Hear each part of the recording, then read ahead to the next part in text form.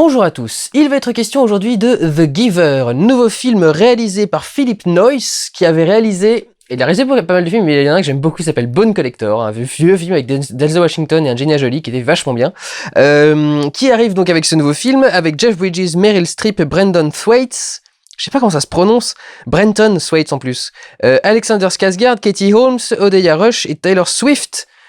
Dans cette histoire dystopique, comme toutes les histoires adaptées de romans de littérature jeunesse, même si c'est un des premiers, le jeune Jonas vit dans une société qu'on appelle l'identique, enfin en gros, qui est le monde de l'identique, une société où on a supprimé les émotions, mais surtout les souvenirs, puisqu'on estime que c'est quelque chose qui n'aide pas l'humanité à avancer et que l'humanité est plus heureuse sans souvenir. Sauf pour une personne qu'on appelle The Giver, qui est du coup celui qui reçoit les souvenirs de l'humanité et qui est le seul être humain normalement de la communauté à pouvoir ressentir des émotions, à être libre d'ailleurs d'être un être humain complet, puisque les autres n'ont pas le droit de mentir, n'ont pas le droit de dire quelque chose, et lui a le droit. Et donc ça tombe sur Jonas, qui va découvrir donc tout ce nouveau monde, et évidemment il va trouver que c'est formidable, et il va vouloir que ça revienne. Alors, ça fait encore un roman sur le même thème. Pour le coup, je ne peux pas nier que effectivement, ce que j'ai vu depuis, c'est manifestement beaucoup inspiré de ça. C'est-à-dire qu'effectivement, Hunger Games et Divergent semblent beaucoup basés là-dessus. Et il semblerait que ce soit un des premiers romans en plus de littérature jeunesse. Apparemment, c'est sorti en 93. Et c'était un des premiers romans destinés comme ça pour un jeune public, apparemment à l'époque. Mais qui en plus mettait en place ce genre de société dystopique. C'est comment ? C'est vraiment pas mal. Le seul problème, c'est que ça arrive que maintenant. Et c'est ça qui est con. C'est que ça arrive après la bataille et après l'overdose. Ça fait 20 ans que Jeff Bridges essaye de faire adapter ce roman en film. Parce que ça devait être révolutionnaire à l'époque, et en tout cas ça l'a beaucoup marqué, et ça a dû résonner quelque part en lui. Il voulait à l'époque faire jouer le rôle du Giver par son père, qui depuis est mort, et maintenant c'est lui qui le joue, qui est une question de transmission comme ça qui est assez rigolote. Le seul souci, c'est que, voilà, alors, il y a une... Comment dire ? Je peux pas appeler ça comme ça, un extrait de triangle amoureux. Vous voyez vraiment même pas une essence, un extrait, un tout petit morceau de machin. Il y a un chouïa de triangle amoureux, mais ça reste assez discret quand même. Ça développe comme quelques trucs un peu illogiques. Bon allez, passons aux notes parce que je vais déjà me perdre sinon. Il y a déjà le parti pris esthétique très intéressant, qu'ils ont failli ne pas faire d'ailleurs, et c'est apparemment les fans qui ont gueulé pour que ça se fasse finalement, c'est que cette société, cette nouvelle société retire les sentiments, les émotions, etc., les souvenirs, mais aussi les couleurs, par exemple. C'est-à-dire qu'avec les injections qu'on reçoit tous les matins, parce que tous les matins ils ont une petite injection automatisée, les couleurs disparaissent en fait, on ne capte plus les couleurs, on ne les voit plus, et du coup il y a tout le début du film, et certaines parties du film sont en noir et blanc. Les souvenirs sont en couleur, et petit à petit, au fur et à mesure que le personnage de Jonas reçoit des souvenirs, des émotions et des expériences de vie, petit à petit, le film devient de plus en plus coloré. C'est-à-dire qu'il y a plusieurs choses. Il y a un effet à la Sin City qui est très intéressant, parce que voilà à quoi ça sert de faire des films qui expérimentent de nouvelles techniques. C'est que si Sin City n'avait pas expérimenté ça, on n'aurait sans doute pas eu ce genre de rendu dans The Giver. Il y a ce rendu noir et blanc et une couleur uniquement sélectionnée dans l'image. Par exemple, le rouge, des cheveux au burn ou des pommes ou des trucs dans ce genre-là, qui est vachement intéressant, qui est extrêmement bien foutu. Il y a une autre solution qui est une demi-teinte, c'est-à-dire que le film est entre le noir et blanc et la couleur. C'est léger, on sent que c'est presque un effet sépia, c'est un espèce de... Oui, c'est ça, ça ressemble à ça parce que ça rajoute un tout petit peu de couleur sur du noir et blanc. Et forcément les couleurs de peau et les couleurs du bois qui sont très présentes dans les pièces où ça arrive font que ça a un effet un peu sépia. Parce que ça fait ressortir le rouge du coup sur du noir et blanc. Mais qui est vraiment très très intéressant. Il y a visuellement, cinématographiquement, c'est le plus intéressant de tous les films sortis sur ce thème-là. Que ce soit Hunger Games, que ce soit... certainement pas Twilight. Encore que Twilight avait le premier film de Catherine Hardwicke avait une très belle recherche sur le naturalisme. Je vous invite à regarder mon Pourquoi j'ai raison des torts de l'époque. Mais c'est certainement le plus esthétique et le plus cinématographique de ceux qui sont sortis jusque-là. Il y a des passages au début du film. Il dit en gros il sent qu'il a un truc différent des autres, le personnage de Jonas. Et il regarde les arbres en fait en passant. Et à ce moment-là, on a des espèces donc on a des instantanés. Donc les mecs ont filmé une image en train de bouger et ont pris des photos à certains endroits. Donc on a du flou de mouvement, c'est-à-dire qu'on a toutes les branches mais qui sont étirées en longueur parce que c'est une photo qui a été exposée très longtemps, donc il y a cet effet de traînée un peu étrange. Certaines traînées créent des effets de texture sur l'image. On dirait presque que les arbres deviennent la mer, deviennent l'océan. On dirait des vagues qui sont, parce que les formes que ça donne avec le mouvement de la caméra sont très intéressantes. C'est magnifique, c'est super beau, et dans ces arbres en noir et blanc qui ressemblent à des vagues, donc on dirait à moitié un truc à l'encre de Chine, un truc à moitié impressionniste, parce que c'est un très gros contraste, on a un halo de lumière coloré qui sort des feuilles, et qui se superpose à tout ça, et il y a un rendu qui est vraiment très poétique, il y a un truc qui est très très beau dans cette image. C'est dommage que le reste du film soit pas vraiment à la hauteur de ce truc-là, parce que le reste devient un peu plus plan-plan, mais quand le film a commencé, je me suis dit, ah, quand même, il y a un truc vachement intéressant. Enfin, c'est clair que ce film est différent des autres au niveau de la recherche, au niveau de ce qui est recherché à l'intérieur. Et c'est intéressant en plus parce que il y a un côté cinéma au fur et à mesure en fait que le personnage découvre le cinéma. Il découvre un cinéma qui grandit, il découvre la musique, ce qui revient à l'arrivée du son dans le cinéma, il découvre la couleur, ce qui revient à l'arrivée de la couleur dans le cinéma. Vous voyez plusieurs choses comme ça qui sont assez intéressantes. Les petits trucs qui font un peu pas terrible, il y a toute une cérémonie qui ressemble comme deux gouttes d'eau à celle de Divergent. Pour le coup, vous ne pourrez pas me faire dire autre chose. C'est exactement la même cérémonie.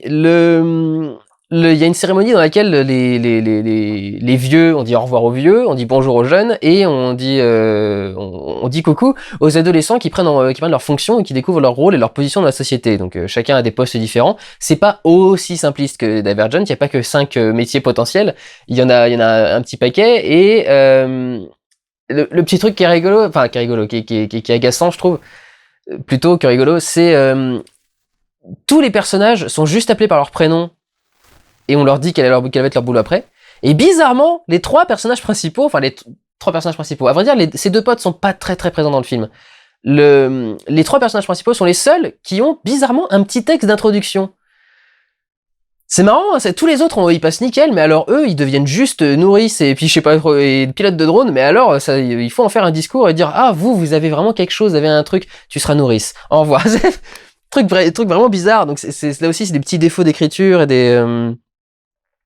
des choses qui sont pas très très drôles, pas très très réussies plutôt, pas très très drôles.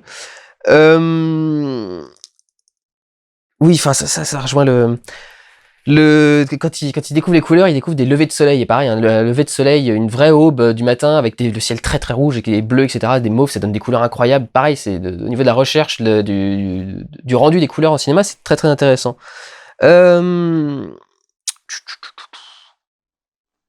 Ouais, là on arrive dans les vrais petits défauts. Je noterais peut-être alors deux petits trucs sympas avant de passer aux défauts. J'étais persuadé que The Giver ce serait le personnage de Benton, l'acteur Benton Jonas. En fait non, c'est Jeff Bridges qui est le Giver. Et c'est ça qui est rigolo, je trouve. Finalement c'est J'étais persuadé que ce serait le nom du rôle principal. Et en fait, c'est c'est le The Receiver ou un truc dans ce genre-là, ou le déposeur quelque chose, un truc dans ce genre-là. Le Giver, c'est pas du tout le rôle, le personnage, la fonction. C'est même un surnom plus qu'autre chose. Et je trouve qu'ils osent aller très très loin au niveau de la démonstration des méfaits de cette société-là et d'une société où on retire les émotions et où on retire ce genre de choses. Il y a, moi, je suis très marqué par Le Meilleur des Mondes, qui a une description de la méthode d'endoctrinement des enfants qui est terrifiante, qui est vraiment à se glacer le sang. C'est une scène incroyable, j'adorerais la tourner un jour. Et dans ce film-là, il y a quelque chose aussi, il montre à quel point cette société peut devenir du coup monstrueuse, et ils le font avec un bébé. Et je trouve ça vachement osé. Surtout de la façon dont ils le font. Ils montrent bien le truc. C'est pas gore, c'est pas violent, mais c'est tellement horrible à voir. Moi, ça m'a vraiment surpris. J'étais sur mon siège en me disant, bon, ils vont faire un petit truc à la con, etc. J'ai vu le scénario, je me dis, ah, quand même, il y a des bollocks derrière ce film, quoi. Il y a des couilles pour montrer ce truc-là. C'est vachement impressionnant. C'est très inspiré du Meilleur des mondes, mais d'une autre façon, beaucoup plus douce et beaucoup plus calme, et du coup, d'autant plus malsaine. Vraiment, j'étais très surpris qu'ils osent montrer un truc comme ça dans un film destiné à un jeune public. C'était plutôt intelligent et intéressant. Alors, on va passer au truc pas bien, du coup. Si. Encore un truc bien dans ce film, décidément, je citais quand même pas mal de trucs bien en à peine 10 minutes. Il y a, comme le début du film est en noir et blanc, il y a un jeu, un moment sur les couleurs et les décors, qui est à la limite du surréalisme. Quand le personnage de Jonas arrive dans le cabinet, enfin de lapsus révélateur, dans le bureau de la maison du Giver, on a l'impression de voir un film surréaliste allemand. C'est le docteur Caligari, enfin c'est non, c'est Fessi. C'est il y a un jeu de lumière et de décor très très intéressant. Enfin, c'est très très bien foutu. J'espère que le docteur Caligari est bien un film allemand, parce que sinon je vais encore me ramasser des tonnes de merde sur la gueule. Petit défaut. Cette société est censée ne pas avoir de souvenirs, enfin ne pas bosser sur les souvenirs. Je trouve du coup étonnant que quand leur monde est mis à mal par un événement qui est arrivé avec l'ancien receiver, je crois, enfin l'ancien mec qui deviendra un giver, le personnage de Jonas, il faut le faire oublier. Et c'est là qu'il y a le problème de ces sociétés dans lesquelles on retire les émotions et des choses comme ça aussi vaguement définies. Retirer les émotions dans Equilibrium ou dans The Giver, c'est très très particulier, parce que on voit bien que ces gens continuent à fonctionner, continuent à avoir quelque part des émotions, et du coup on se dit, mais à quoi, enfin, qu'est-ce qu'ils ont supprimé exactement pour qu'un truc comme ça. Je donne un exemple. Alors c'est pas dans le film, mais je donne un exemple par hasard.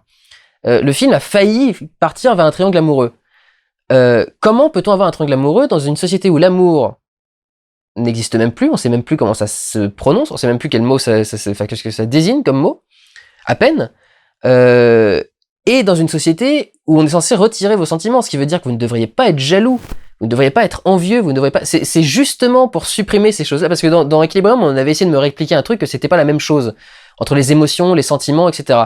Je veux bien, mais c'est ce qu'ils ont voulu retirer pour que la société aille mieux. Ce qu'ils voulaient retirer, c'est l'amour, c'est la joie, etc. Parce que ça provoque l'envie, parce que ça provoque le désir, parce que ça provoque, etc.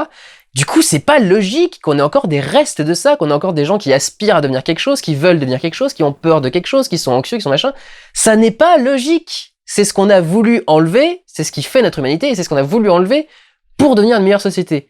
Donc ça n'est pas logique. Arrêtez de dire que vous retirez les sentiments, un truc dans ce genre-là, ou faites-le correctement, c'est-à-dire faites-en des zombies, faites THX 1138. Ça, c'était un vrai film où ils retiraient les sentiments. Le reste, non, c'est pas la même chose. Donc voilà, déjà ça, c'est énervant. Oui,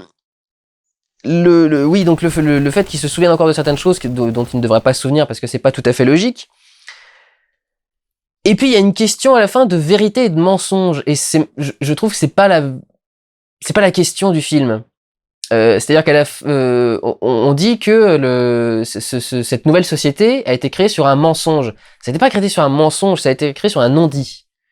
Ce qui n'est pas exactement la même chose, contrairement aux souvenirs et émotions qui sont la même chose. C'est pas exactement la même chose, et ça marche pas. Il y a un truc qui marche pas, à mon sens, là-dedans. C'est pas une question de cacher de dire un mensonge, c'est de cacher la vérité. C'est pas la même chose. Et puis c'est pas vraiment la vérité d'ailleurs, c'est la complexité de la vérité. C'est pas exactement ça. Donc il y a voilà, quelque chose comme ça qui est pas qui me paraît branlant. Je sais pas si ça vient d'adaptation ou si ça vient de roman d'origine. Évidemment, je n'ai pas lu le roman d'origine. Évidemment que non, je ne vais pas lire le roman d'origine. Encore une fois, enfin, si je suis obligé de me renseigner à 100%. L'autre fois, les mecs m'ont même fait chier parce que j'ai dit que le tank Fury était une marque de tank. Ce n'est pas un tank, c'est un modèle de tank. Vous croyez vraiment que je vais me faire chier à apprendre tout dans les moindres détails sur chaque film qui sort? Enfin, s'il y a un film sur les dauphins, je vais pas apprendre tout ce qu'il y a sur les dauphins, et pourtant je suis fan de Luc Besson. Merde. Bref, donc non, je n'ai pas lu le bouquin, ça vient peut-être du bouquin ou pas. J'ai pas l'impression, parce qu'apparemment Jeff Bridges est vraiment un gros fan de l'œuvre. Il a vraiment voulu que ça se fasse, ça fait un bout de temps qu'il bosse là-dessus. Les droits sont partis chez Warner pendant un moment, et il a pas juste voulu jouer dedans, il a voulu récupérer les droits pour refaire le truc, etc. Donc il est vraiment inclus et très important dans le développement de ce film. Donc voilà, je pense qu'il y a quand même un gros attachement à l'œuvre d'origine et que c'est à travailler. J'aurais préféré que ça aille un peu plus loin, je m'attendais à ce que la fin nous fasse un petit retournement à la labyrinthe et que ça ait les couilles de faire certaines choses que ça commençait à faire, ça ne l'a pas fait. C'est normal, c'est un film pour adolescents et a priori en plus il ferait pas les suites, en tout cas c'est pas prévu pour l'instant. Donc il fallait qu'il y ait une conclusion et c'est un truc à peu près un peu logique, mais un peu happy end, mais je trouve ça tellement simple et je trouve que ça n'a pas vraiment de sens en plus leur système, enfin le truc à la fin, c'est très tiré par les cheveux. Alors ça date peut-être des années 90, d'accord, mais quand même il y a un truc d'un peu étrange. A priori c'est quand même plus chimique comme chose. Enfin bref, si vous avez vu le film, vous verrez. J'étais très content de retrouver Brenton Tway quelque chose là, à l'écran. C'était lui qui jouait le prince dans Maléfique, qui était le prince le plus niais et le plus con que j'avais vu dans un film. Ça marchait très bien. Il est très doué aussi pour jouer ce rôle-là. Je le trouve assez mature. C'est un personnage qui est intéressant parce que à la base il avait 12 ans dans le bouquin, donc il y a des passages du film qui sont un peu étranges, qui sont à mi-chemin entre l'ado et le pré-ado. Enfin, entre le jeune adulte et le pré-ado. Il est un peu... le personnage navigue un peu entre les deux eaux dans le film, pour certaines réactions, pour certaines émotions, pour certaines choses. Et c'est vrai que c'est assez délicat à jouer, et il s'en sort plutôt bien. Il me rappelle un peu le Kid dans Matrix, il a un peu ce même style d'expression, un peu le même visage en plus, et c'est cette même espèce d'excitation. Donc voilà, quelque chose de plutôt intéressant. Pour terminer, c'est quand même ultra manichéen, très simpliste. Ça va vraiment pas chercher loin, et il y a des dialogues qui sont qui sont à mourir de honte face à leur niveau. Le dialogue de fin entre Meryl Streep et Jeff Bridges, par exemple. Le problème de ce genre de film, c'est que évidemment, quand on fait un film où il est question de la nature humaine, on va toujours se retrouver entre ce conflit entre l'homme est capable d'aimer, mais en même temps on peut faire la guerre et c'est pas bien. Et c'est très manichéen et dichotomique, enfin trop contrasté comme contraste, justement, comme opposition, au point de devenir enfin vraiment niveau CP CM1. Ce qui est assez énervant et en même temps assez difficilement, on peut difficilement passer outre. Il y a peut-être d'autres façons de le dire, des trucs plus subtils, des façons, voilà, surtout voir de grands acteurs comme Meryl Streep et Jeff Bridges s'abaisser à des discours comme ça. Enfin, j'ai failli vomir dans ma bouche, mais quand même. C'est pas honteux. Encore une fois, ce genre de film est rarement honteux. Ils essayent souvent de faire des trucs plutôt pas mal, et il y en a vraiment quelques-uns qui sont mal faits, et où là je dis, enfin c'est pas parce que c'est destiné à des ados que ça doit forcément être de la merde, ou à des jeunes, mais c'est rarement vraiment le cas. Je veux dire, dans ces choses-là, c'est pas énorme. Est-ce que du coup, au final, avec tout ce qui était sorti avant, est-ce que ce film-là était nécessaire? Pas vraiment. Après, aucun film n'est nécessaire, aucun film n'est important, et aucun film ne doit être fait. Donc, c'est pas vraiment un argument à sortir. C'est honnête. Encore une fois, c'est ça. C'est un film honnête. C'est plutôt cohérent, même si j'ai toujours du mal avec ces histoires d'émotions, etc. Mais dans les grandes lignes, c'est cohérent. C'est plutôt bien mené, c'est plutôt bien réalisé, il y a de bonnes idées, il y a une bonne recherche, vraiment un truc plutôt pas mal. C'est vrai que voilà, s'ils pouvaient juste arrêter de chouiner avec la guerre c'est pas beau, enfin ce serait juste un peu plus intéressant. Pour le reste, c'est vraiment plutôt pas mal, et quelques passages très audacieux, donc voilà. Plutôt content moi personnellement du film, et je ne vous découragerai pas d'aller le voir. Donc prenez soin de vous, allez voir des films, ciao!